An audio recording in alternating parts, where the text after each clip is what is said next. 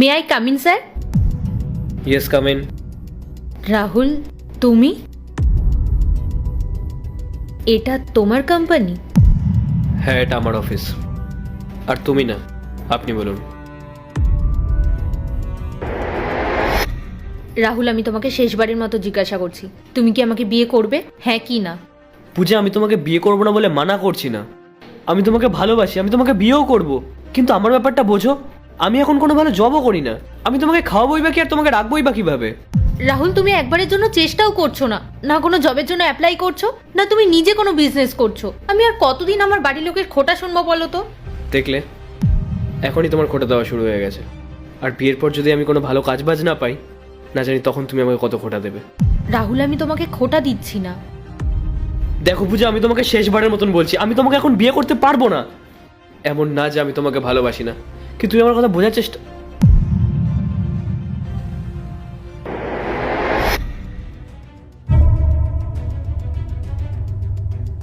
May I come in sir?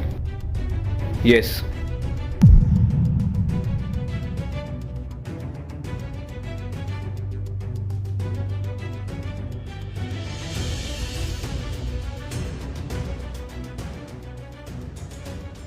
Rahul, কেমন আছো তুমি? ইন্টারভিউটা শুরু করা যাক। আর এমনি তো আপনি 30 মিনিট লেট এসেছেন। আই এম সরি, আসলে আমি ট্রাফিক জ্যামে। আমি কোনো অজুহাত শুনতে চাই না। Show me your resume.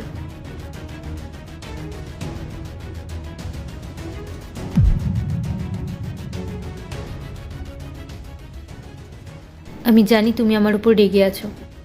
Rahul, আমি তোমার সাথে কিছু কথা বলতে চাই, আমার ব্যাপারে না, তোমার ব্যাপারে। ঠিক আছে, বলো, কিন্তু যা বলার একটু তাড়াতাড়ি বলো। আমাকে একটা মিটিংয়ে যেতে হবে। Thank you. রাহুল, আমি জানি যে তোমার কাছে সব কিছু আছে, আর আমি তোমাকে আমার ফিউচারের কথা ভেবে ছেড়ে দিয়েছিলাম। এমন না যে আমি তোমাকে ভালোবাসতাম না, আমিও তোমাকে ভালোবাসতাম। কিন্তু তুমি একটা কথা ভেবে দেখো, আমাদের যদি বিয়ে হতো, সেই সময় তোমার কাছে কোনো জব ছিল না, তাহলে আমাদের সংসারটা কিভাবে চলতো? তাছাড়া বাবাও তো আমাদের সম্পর্কটাকে মানতে চাইছিল না। আর তুমি তো জানো রাহুল, বাবা হার্টের পেশেন্ট। ডক্টর বাবাকে একদম স্ট্রেস নিতে বারণ করেছে। তাই সবার কথা শুনে আমি ডিসিশনটা নিতে বাধ্য হয়েছিলাম। তাহলে তুমি এই সাদা শাড়িতে কেন? আমার বিয়ের 2 মাস পরেই আমার হাজব্যান্ড একটা রোডে এই পৃথিবী ছেড়ে চলে যায়। আর ও চলে যাওয়ার পর ওর বাড়ির লোকেরাও আমাকে বাড়ি থেকে বার করে দেয়। আর আমার এই অবস্থা দেখে আমার বাবা সেটা সহ্য করতে পারেনি। তারপর উনিও আমাদের ছেড়ে চলে যায়। সংসারের পুরো দায়িত্ব আমার ওপর এসে পড়ে। তুমি বলো, তোমার বউ কেমন আছে? আমি এখনো বিয়ে করিনি। তুমি এখনো বিয়ে করোনি রাহুল? ভালোবাসা একবারই হয়। তুমি আমাকে ছেড়ে চলে যাওয়ার পর থেকে আমি আমার লাইফে অন্য কাউকে নিয়ে আসার কথা ভাবতেও পারিনি। আর তারপর আমি আমার পুরো ফোকাস আমার কাজের ওপর দিয়েছি, আর একটু একটু করে এই কোম্পানিটাকে তৈরি করেছি। সত্যি কথা বলতে পূজা, আমি আজও তোমাকে ভালোবাসি। তুমি যদি চাও তাহলে আমরা আবার এক হতে পারি। আমি তোমাকে বিয়ে করতে চাই। এটা তুমি কি বলছো রাহুল? হ্যাঁ পূজা, আমি তোমাকে বিয়ে করতে চাই। হ্যাঁ, আমি জানি যে এখন তুমি কি ভাবছো। তুমি ভাবছো যে বাড়ির লোক কি বলবে, এই সমাজ কি বলবে। সত্যি কথা বলতে পূজা, আমার কিচ্ছু যায় আসে না সমাজ কি বললো, কে কি বললো। আর আমরা যদি এইসবই ভাবতে থাকি, তাহলে আমাদের খুশির কি হবে? এমনটা না পূজা যে আমি তোমাকে দয়া করছি বা তোমাকে জোর করছি। এগুলো তো সব ভগবানের ইচ্ছে।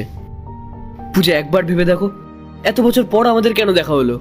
এত কোম্পানি থাকতো, তুমি আমার কোম্পানিতে কেন আসলে? পূজা, যদি ভগবানের ইচ্ছে না থাকতো না, তাহলে আজকে আমাদের দেখা হতো না।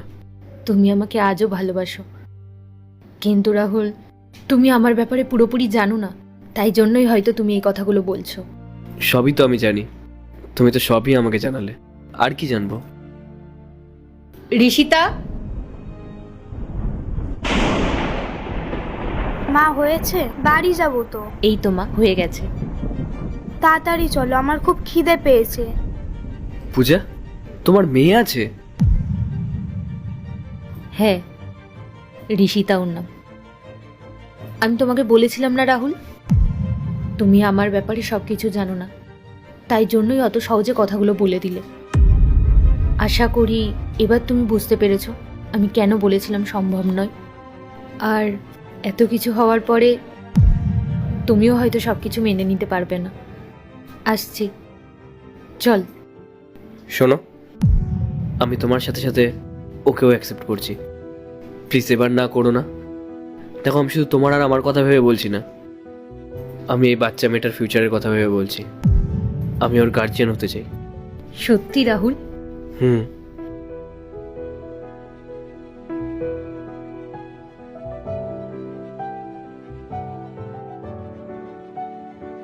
বলো না, তুমি আমাকে বিয়ে করবে?